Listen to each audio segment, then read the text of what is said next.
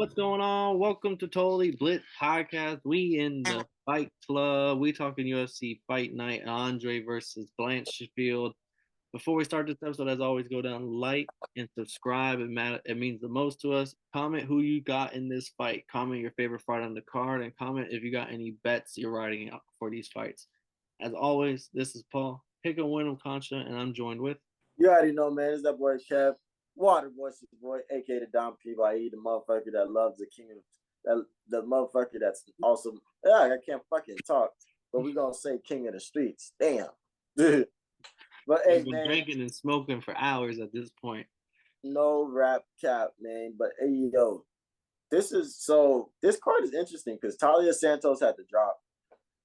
And Andrade picked it up out of, even though she just fought Lauren Murphy like in UFC Brazil. The first pay-per-view of the year. Literally fought her less than a month ago. Damn, I didn't really think about it like that. Yeah, she really fought less than a month ago. She's really about to fight for what a lot of people are saying, the number one contender fight of the flyweight division. That's crazy, man. But like, how do you think this fight's gonna go? Because what I've seen is that Andrade is a dog. Yo, go. Andre, she's been on demon time lately. That standing armbar was still one of the rawest I've ever seen. It really should. I think it won submission of the year. If it didn't, it definitely should. Like we didn't nominate it in our awards. We definitely were sleeping, but that definitely was probably best submission of the year. It was on my list, but motherfucking Romeo Mack. I want to say gave it to Queen Buckley, weird ass. They gave it to some random person. But I mean, everyone knows Andre. I'm gonna give it a little background. Blanchfield's 23 years old. Oh wow, She's yeah, fresh on the scene in the UFC. 4-0 in the UFC, 10-1 overall. 3 submissions, 2 knockouts. 2 of the 3 submissions came in her back-to-back fights. Submitted Molly Meatball in the first round and Adesanya Piera, which I said would happen. I was waiting for Molly McCain Meatball to run into somebody like Blanchfield, and then she did. She got disposed of. And then she submitted JJ Aldrich, which is a great wrestler, has a good ground game. So like for her to submit her in the second round in the Volkov Rosenstrike card last year, and then beats Miranda Maverick, probably a UFC legend. It's been her name's always around in the Oliveira versus Poirier fight, which was late 2021, like I think December 2021. So like her, and of course she beat her Alpar in the first fight in the UFC, but like 4-0 and is like has disposed of like some UFC vets, some UFC upcoming talent, and like pretty effortlessly. So this is a really good fight, bro. It's a pick 'em. You got Andre minus 135, Blanchfield plus 115. Like it is like wow. this is literally like is it a turning of the tide? It's on like this is the old guard versus the new. This is you can't make it any better. People are hating on this card. Yeah, it's not deep, but for a women's main event, it doesn't really get better than this. I mean, it's crazy that they were gonna. I feel like they was trying to feed her to Talia Santos. Like Talia Santos is huge. So But like Mansfield has some BJJ, so that would have been good to watch to see. Like Talia Santos, strong, can wrestle, can dominate positions, but we've seen people dominate positions and over commit and all of a sudden get hooked into something. Yeah, that's how Paul Craig got caught Jamal Hill. But I mean, Andre, Valley Tudo champion, fucking BJJ black belt, flying armbar expert. Andrade, yeah, I'm not gonna lie. The way that she just like kind of really like putting things on Lauren Murphy took little to no damage. Like the way she can just run shit on her feet. I want to see if Blanchfield could really do something about that because I got Andrade in this one, man. I'm gonna look at the stats real quick. Blanchfield 5'4", Andre 5'1". Blanchfield has a 66-inch reach. Andre has 62. Blanchfield have the 4-inch reach. Both are orthodox. They both throw a lot of strikes per minute. 6.8 for Andrade, 5.8 for Blanchfield. Accuracy though, Andrade's 58%. That's a good percentage. 58% significant strike accuracy. Blanchfield 66.7%.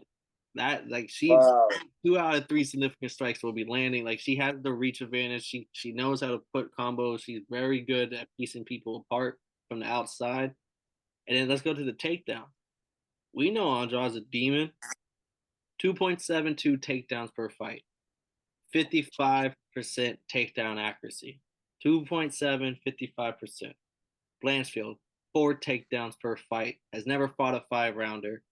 And 68.8% accuracy. On paper, Blanchfield is like the better. Oh, submission averages. Andrade's 0.4, Blanchfield 1.5. As I say, on paper, Blanchfield is like she's looking like a demon. Like as I say, I cannot stress enough how good of a fight this really is. And I'm someone who low key kind of be clowning in women's fights sometimes, and they're not good. This is not one of them. You motherfucking you said it best. This is a very Sean O'Malley Peter Yan type situation. Peter Yan type situation. Like you can motherfucking if Blanchfield does it, she shows that she's ready to fight the best of the best. And if Andrade's win, we're gonna get the Valentina rematch. Yes, she got knocked out in the second round, but this isn't the same Andrade. We'll see, man. Who you got though? Andrade is taking it last minute. I'm gonna take I'm gonna ride with you. We're gonna ride Jessica Andrade. She's my favorite women's fighter, in second to Zong. But like in this at flyweight, she's my favorite. Actually, she might low key be my favorite UFC fighter because like everything I've seen of her so far, she's just been on demon time, and she just looks so mean. Like she is like if I wouldn't even want to bump into her on like a subway, bro, because she just looks like someone could fuck you up. Nah, for real. Blanchfield, I just don't think hasn't ran into like I'm not trying to discredit the fact that she's beating Maverick, Molly Meatball, but Aldridge, but you know how I felt about Molly Meatball. Miranda Maverick's older. Aldridge, she's just not at that tier that I would put Andre or Amanda Lemos or Lauren Murphy.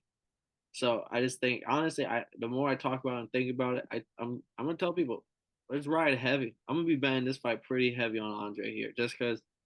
So everyone's probably riding the Molly Meatball win for Blanchfield, and I never believed in the Molly Meatball hype. So that's probably a lot of people think, oh, she could beat Molly, she could do that. Nah, fuck that. She's about to get exposed to her own right. Nah, dead ass, man. We'll see, man.